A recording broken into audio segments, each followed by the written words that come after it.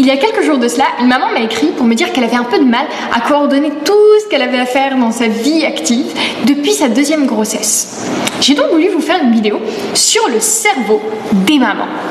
Alors, qu'est-ce qui se passe dans le cerveau d'une femme enceinte avant, après la grossesse? En réalité, on a énormément d'incertitudes à ce sujet dans le domaine des neurosciences. Mais qu'est-ce qu'on sait pour le moment? En 2002, une étude a été menée par the Imperial College of London et cette étude a comparé les cerveaux de 14 femmes avant et après la grossesse, mais aussi un an après l'accouchement. Ce que cette étude a remarqué, c'est qu'il y avait certaines zones du cerveau qui étaient en pleine dilatation après la grossesse, mais que pendant la grossesse, eh bien, elles rétrécissaient. Mais d'où vient ce phénomène et comment l'expliquer? Catherine Monk, qui est également une chercheuse dans ce domaine, a émis le postulat suivant. Elle a expliqué que, selon elle, cela était dû à l'élagage synaptique. C'est un phénomène qui a lieu très régulièrement dans le cerveau, qui nous permet justement d'un peu faire le nettoyage, d'un peu faire le ménage, pour ne garder que les connexions synaptiques qui sont importantes et qui permettent à notre cerveau de fonctionner efficacement. Et alors, comment est-ce que le cerveau va réallouer justement ces ressources-là pendant la grossesse? Eh bien, on va assister à un rétrécissement de la matière grise, qui est notamment responsable pour le traitement de la mémoire, mais aussi de certains sentiments, et qui va permettre justement à notre cerveau de se concentrer sur the theory of mind, donc le fait de pouvoir anticiper les besoins du nourrisson, plutôt que de se souvenir du titre d'un film ou de là où on a mis ses clés.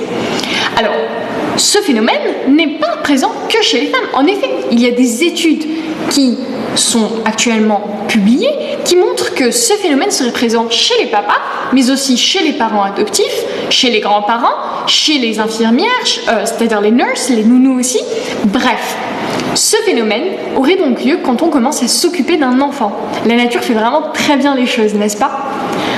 Alors du coup, comment on fait quand par contre le phénomène dure? Parce que c'est quand même vraiment pas pratique de plus réussir à coordonner tout ça, parfois 1 an, 2 ans après la naissance de notre enfant. Alors même si les choses se remettent dans l'ordre au fur et à mesure du temps, il y a quelques petites astuces que vous pouvez mettre en place pour justement retrouver l'essentiel de vos fonctions cognitives. Ce que m'a dit la maman en question, qui a inspiré cette vidéo, c'est qu'elle avait justement du mal avec ce qu'on appelle la mémoire de travail. Mais alors qu'est-ce que c'est la mémoire de travail? C'est justement cette capacité de notre cerveau à recueillir des informations, les stocker temporairement dans la mémoire et potentiellement les mobiliser au service du fonctionnement cognitif. Par exemple, si vous êtes au téléphone en train de faire des plans pour le week-end, en train d'écouter la radio, d'aider votre enfant en même temps à faire ses devoirs, vous êtes définitivement en train d'utiliser votre mémoire de travail. Pareillement, si vous êtes en train d'essayer de vous rappeler d'une liste de courses dans l'ordre, vous êtes aussi en train d'utiliser votre mémoire de travail. Donc comme vous pouvez le voir, c'est quand même très utile au quotidien. Alors voici les petites astuces que je vais proposer. Tout d'abord, il faut avoir une hygiène de vie la plus impeccable possible. C'est toujours le mieux pour votre cerveau, c'est-à-dire manger sainement pour nourrir notre cerveau avec tous ces bons nutriments, faire du sport pour tout plein de super bonnes raisons, mais aussi dormir suffisamment. Alors je vous dis ça aujourd'hui, moi je manque clairement de sommeil, ce qui fait que j'ai dû retourner cette vidéo plusieurs fois d'ailleurs. Si vous nous suivez en story sur Instagram, vous avez dû le voir. Mais justement, il faut beaucoup dormir, comme ça votre mémoire de travail est impeccable. Un deuxième conseil, c'est qu'il faut toujours apprendre de nouvelles choses. Apprendre de nouvelles connaissances permet justement de stimuler notre cerveau et nos fonctions exécutives, y compris notre mémoire de travail. La troisième chose que vous pouvez faire, c'est de faire des exercices qui justement vont stimuler votre mémoire de travail. Vous pouvez les faire avec un ou une psychomotricienne, mais aussi utiliser l'application gratuite BrainHQ qui a été conçue par un neuroscientifique, qui d'ailleurs a reçu des prix très prestigieux sur ses travaux dans le domaine de la plasticité du cerveau.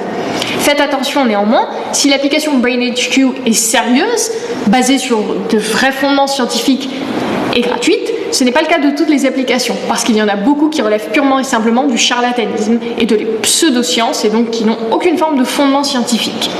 Je compte sur vous donc pour faire les bons choix, et si vous avez des questions, quelles qu'elles soient, n'hésitez pas à m'envoyer un message, je me ferai comme d'habitude un plaisir d'y répondre. Je vous remercie et je vous souhaite une très bonne journée, likez, partagez, commentez si vous voulez. En tout cas, moi je vous fais de gros bisous et je vous dis à très vite, bye!